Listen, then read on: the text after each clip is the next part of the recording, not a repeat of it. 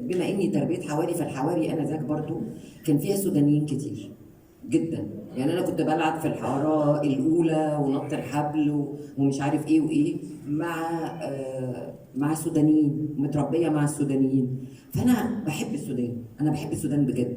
هم شبهنا، هم كمان عندهم سخونه جميله جدا كده. شعب طيب، شعب لطيف.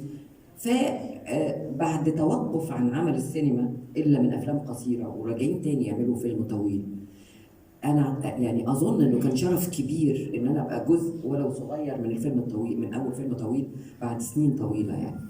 فانا يعني اول ما قالوا لي لقيت ان ده شرف كبير. يعني انا اتشرفت باني مع اول تجربه سودانيه لفيلم طويل كمان مهم كده. ف مين اشتراكي ناصري مش هيبقى حاسس انه اتصرف يعني، اتشرف يعني. فتشرفت جدا. التجربه الثانيه حسستني، الله مين الاستاذ؟ انت والنعمه الشريفه انت. والله هو انا بس انا قفلته. هو انت. لا والله دي تاني واحده. انت. الله الله الله. anyway يا جماعه سامحوني.